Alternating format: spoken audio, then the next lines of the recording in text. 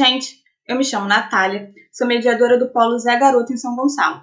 E junto com o Pedro, mediador do Polo Penha, a gente preparou essa aula para vocês. A aula de hoje vai falar sobre um período da história do Brasil chamado de Brasil Império, mais especificamente sobre o primeiro reinado e o período regencial, que aconteceram na primeira metade do século XIX, entre os anos de 1822 e 1840.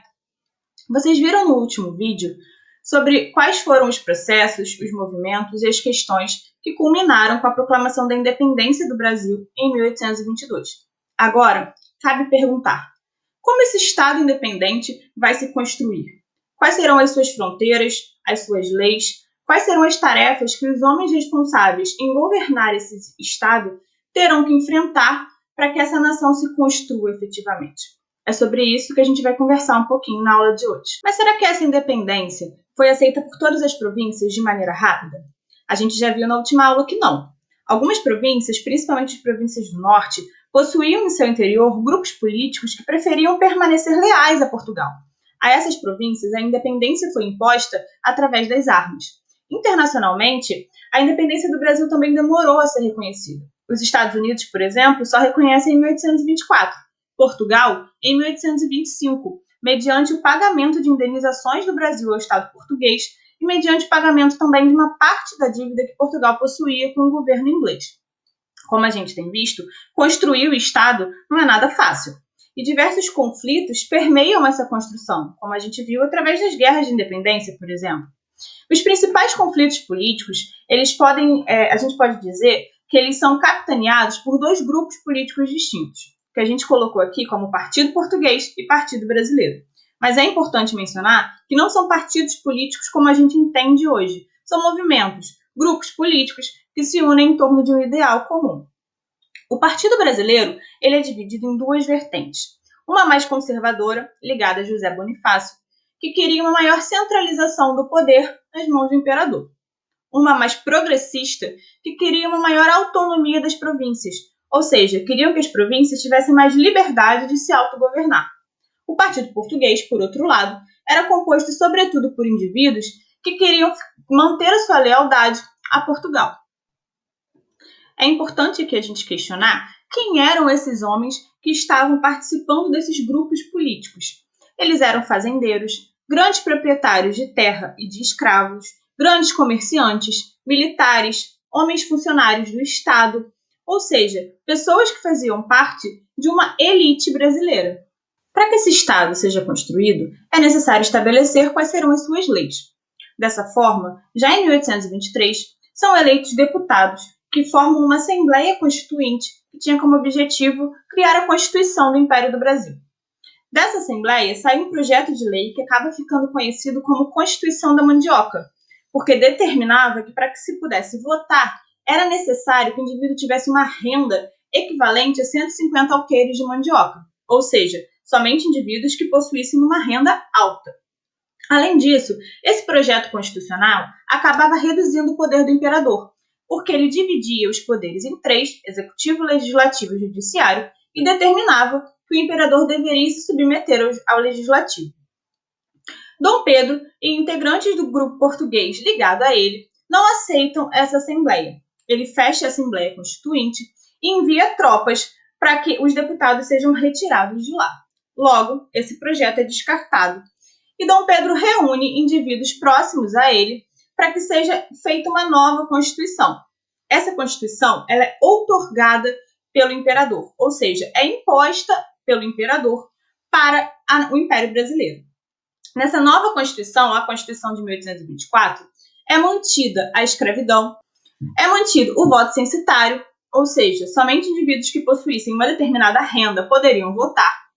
Ela determina uma centralização política em torno do imperador e da corte e estabelece a criação de um quarto poder, chamado de poder moderador, que pertenceria somente ao imperador e que deveria funcionar como uma espécie de poder neutro sobre os outros três poderes. Essa Constituição, contudo, ela não é aceita por todas as províncias de maneira pacífica, sobretudo seu caráter centralizador, em torno do imperador e da corte.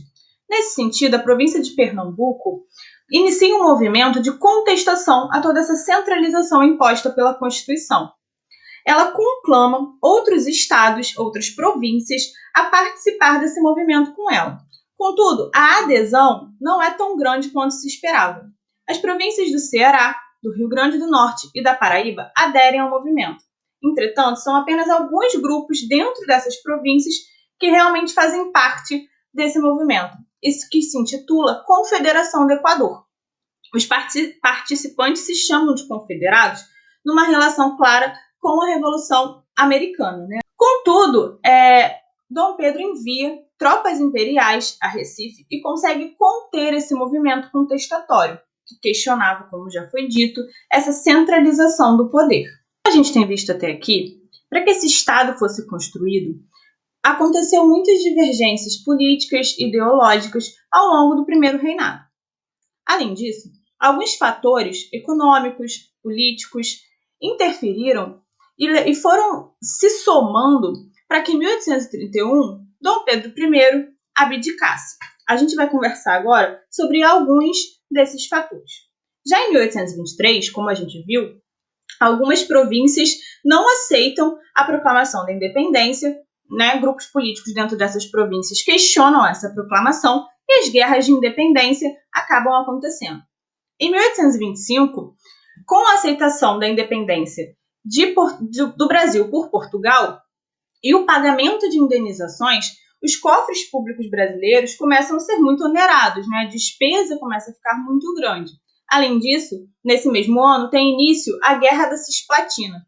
A Cisplatina é uma região onde hoje se localiza o Uruguai, que tinha sido anexada pelo Brasil e que era um território de constante disputa entre o Brasil e a província de Buenos Aires, pelo controle ali da região, sobretudo do Rio da Prata. Essa guerra ela termina em 1828 com a independência do Uruguai, mas nesse período ela também onera muito os cofres públicos, né? Porque é um gasto muito grande para que essa guerra se mantenha, né? Esse conflito se mantenha. Além disso, em 1826 morre Dom João VI em Portugal e se inicia aí um processo de crise sucessória ao trono português.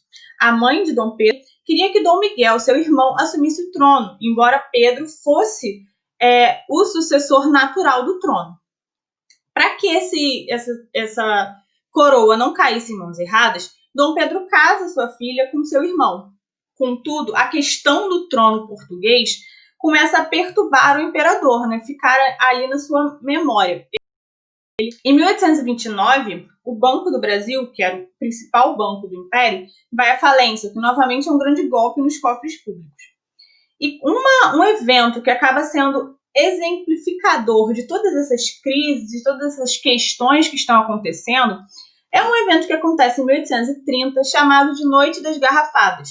Dom Pedro I havia ido a Minas Gerais se encontrar com representantes políticos e, em seu retorno, integrantes do Partido Português resolvem fazer uma festa para recepcioná-lo. Integrantes do Partido Brasileiro ficam sabendo dessa festa e não concordam com o motivo da festa. Vão às ruas os dois grupos e acabam se enfrentando fisicamente, onde garrafas são quebradas e atiradas para todos os lados, o que dá nome ao conflito.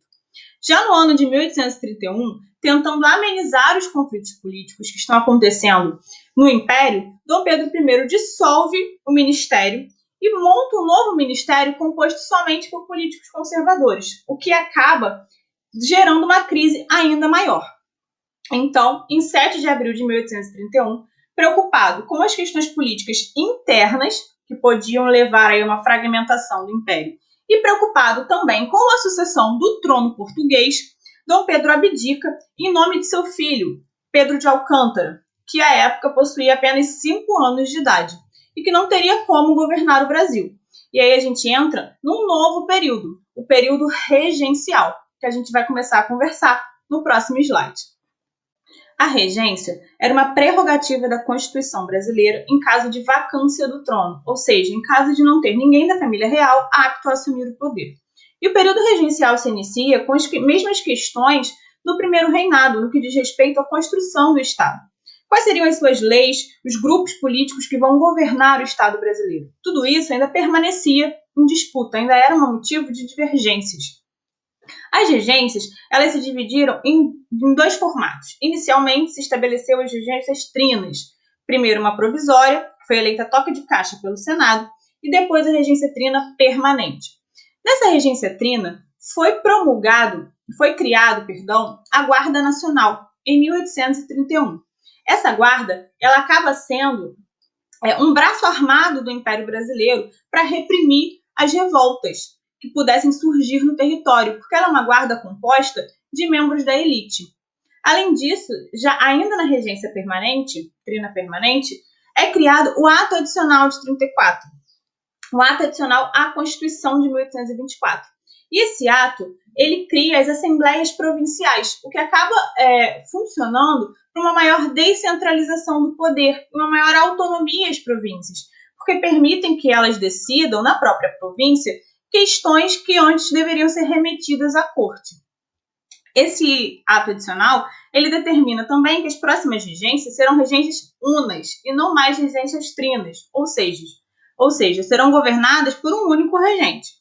O primeiro regente é o Padre Feijó, que governa de 1835 a 1837, e o segundo regente é o Araújo Lima, que governa de 1837 até 1840. Das regências, ele é permeado por uma série de conflitos políticos ao longo de todo o território brasileiro, o que mais uma vez ratifica a dificuldade em se construir um Estado coeso e homogêneo. Além disso, essas diversas revoltas que vão estourar aí ao longo do território durante o período regencial, eles põem em xeque a reformulação das fronteiras brasileiras, porque muitos desses movimentos eram movimentos que se tornaram em verdadeiras guerras civis e que tinham um objetivo separatista, ou seja, tinham o objetivo de se tornar independente do Estado brasileiro, o que, caso acontecesse, reformularia as fronteiras nacionais. Diversos movimentos, como foi dito, aconteceram nesse período. Contudo, a título de exemplo, a gente vai olhar aqui apenas 3 deles. A cabanagem, que aconteceu no Grão-Pará, a revolta dos farrapos, que aconteceu no Rio Grande do Sul, e a revolta dos malês, que aconteceu na Bahia. É importante a gente olhar esse mapa e observar os períodos em que essas revoltas estão acontecendo. Todas elas, destacadas no mapa, acontecem entre 1835 e 1845, tendo seu ápice ali entre 1835 e 1840. Ou seja, no mesmo momento, diversas revoltas, algumas delas com caráter de guerra civil, estão acontecendo no território brasileiro ao mesmo tempo, o que demonstra que essa homogeneidade pretendida não tinha sido alcançada, né? Pelo contrário, muitas crises e contestações estavam acontecendo no Estado brasileiro. A cabanagem foi uma revolta que aconteceu na província do Grão-Pará, mobilizada por grupos populares. Seu próprio nome tinha origem nas moradias pobres que esses grupos principais do movimento habitavam, cabanas. Então, os líderes desses movimentos eram indígenas, mestiços, libertos, ou seja, grupos que não estavam no centro do poder, né, da governança do Estado Nacional, e que questionavam essa distribuição de poder, questionavam uma série de questões ali que tinham sido impostas a ele pelo Império Brasileiro. Foi uma revolta que assume um caráter de guerra civil e uma revolta que teve uma repressão muito forte por parte do Estado Imperial Brasileiro. Muitos participantes dessa revolta morreram e ela durou todo esse tempo tendo diversas incursões do Estado brasileiro para reprimi-lo. Uma outra revolta que a gente vai falar foi a revolta dos malês, que teve vez na Bahia. Essa revolta ela é muito interessante porque é uma revolta liderada por escravos e tinha um teor religioso. Eram escravos de uma religião islâmica, muçulmana, e que pretendiam fundar uma república no recôncavo baiano, onde eles pudessem exercer livremente a sua religião e que não precisassem ser submetidos à escravidão. A revolta dos malês não é a única revolta escrava que acontece no território brasileiro. Contudo, ela é uma revolta muito importante. O projeto da revolta foi delatado, então o movimento teve que se adiantar e sair às ruas, e foi um movimento duramente reprimido. Muitos foram mortos, açoitados, ou seja, as tropas imperiais conseguiram conter esse movimento às custas de muitas vidas. Outra revolta que a gente vai falar é a revolta farroupilha, ou revolta dos farrapos, que se inicia a partir da elite rio-grandense, né, da elite gaúcha. Inicialmente, são os grandes estancieiros que questionam, sobretudo, o preço do imposto cobrado sobre o charque nacional, que acabava perdendo para o charque importado. Contudo, com o passar do tempo, essa revolta ela acaba ganhando adeptos de outras classes sociais e se expandindo para além do Rio Grande do Sul. É proclamada a República Rio-Grandense, ou seja, era um movimento que tinha um caráter separatista, que se pretendia se separar do Estado Nacional, e ela é a maior revolta do período regencial, que só vai ser finalizada já no segundo reinado, em 1845. E muitos dos pleitos desses revoltosos é atendido, como, por exemplo, a redução do preço do imposto sobre o charque. Alguns de seus integrantes passam a fazer parte do Exército Nacional. Os negros envolvidos nessa revolta conseguem alforria, ou seja, é um conflito muito longo e muito violento que só tem fim já no reinado de Pedro II. Bom, gente, pelo que a gente viu até aqui, não foi fácil organizar esse Estado ao longo do período do primeiro reinado e da regência. Desde 1822 até pelo menos ali 1837, 38, diversos grupos políticos pleiteavam uma maior representação no poder. A gente passou por muitas guerras civis, projetos de leis que tentaram ser implementados para construir esse Estado, e ainda se questionava e se passava por momentos de muita dificuldade para se construir um Estado coeso e efetivamente estável. Diante disso, grupos políticos perceberam que era necessário se conquistar uma estabilidade política para que esse projeto de construção do Estado fosse alcançado. Para esses grupos políticos, em geral grupos da elite, essa estabilidade política seria alcançada através da centralização do poder. É nesse sentido que o príncipe Pedro, à época com 15 anos de idade, começa a ser visto como uma alternativa para que essa centralização do poder e logo a estabilidade política fosse alcançada. Então, esses grupos se articulam e eles conseguem que a maioridade de Dom Pedro seja proclamada aos 15 anos, para que assim ele possa assumir como o novo imperador do Brasil, o que acontece em 1840. Então, no segundo reinado, com a ascensão de Dom Pedro II ao poder, é conquistado aquela estabilidade para a construção do Estado que vinha sendo pleiteada desde a proclamação da independência, desde o primeiro reinado, que vinha tentando ser construída ao longo de todo esse tempo. Mas essa estabilidade, ela foi conquistada, ela foi implantada a partir de determinados fatores.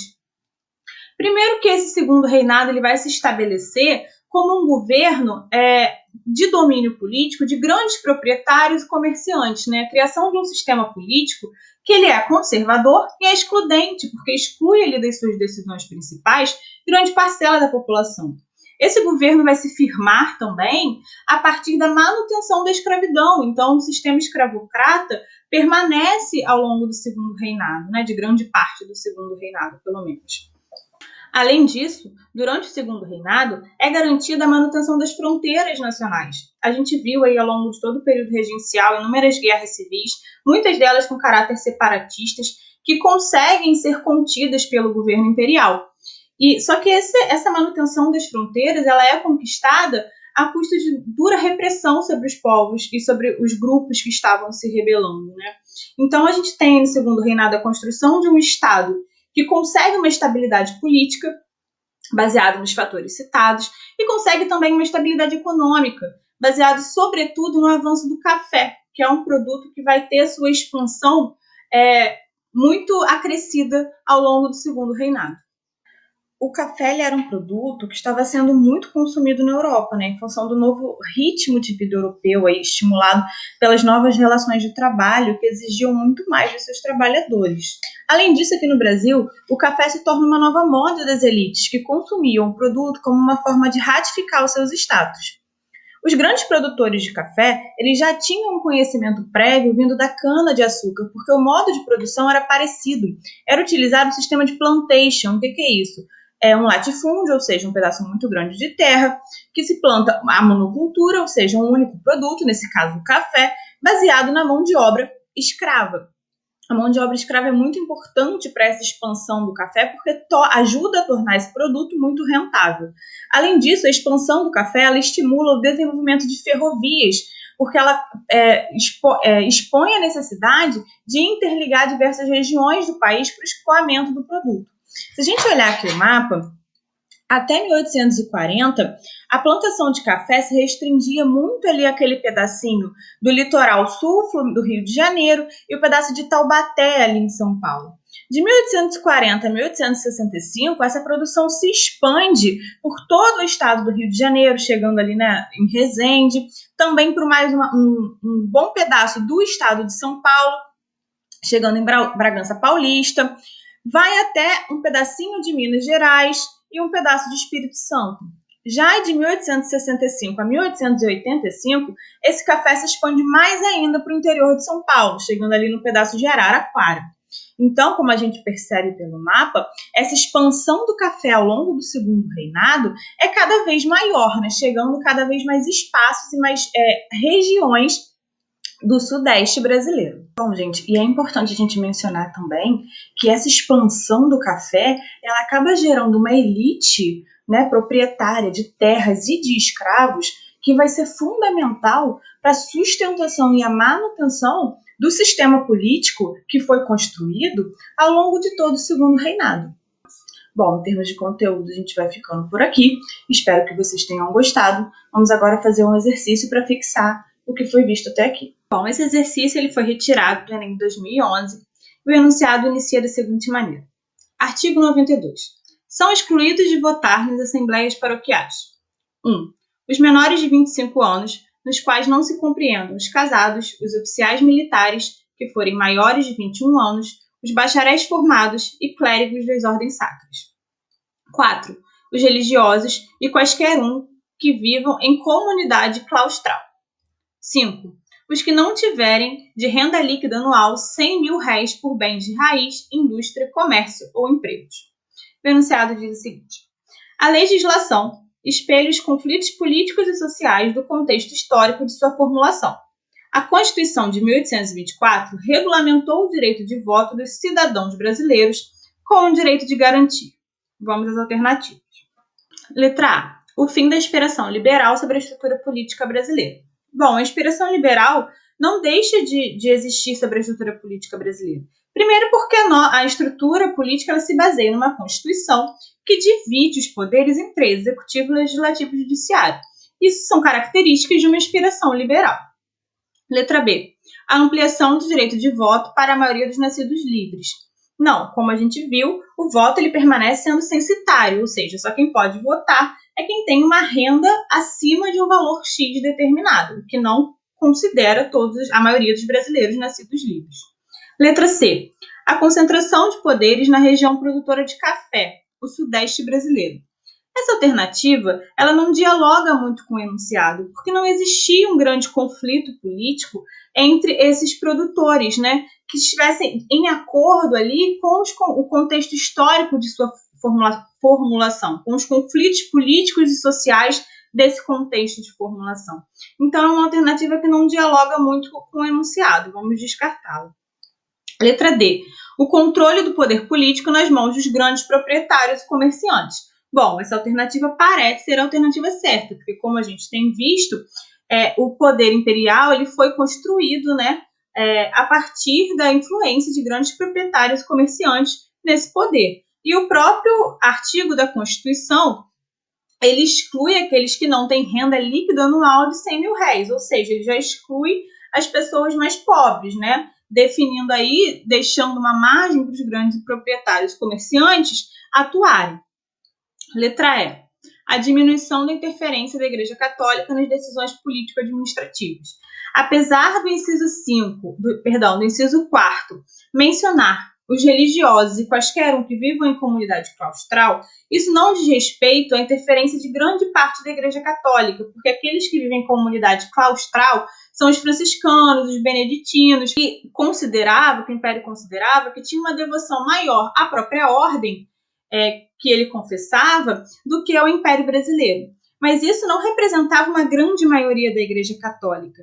Então, isso não significa a diminuição dessa interferência da Igreja Católica nas decisões políticas e administrativas. Então, como a gente viu, a resposta certa é a alternativa D, o controle do poder político nas mãos dos grandes proprietários e comerciantes. Bom, gente, a gente vai ficando por aqui. Qualquer dúvida, não deixem de recorrer ao mediador do seu polo. Tchau, tchau.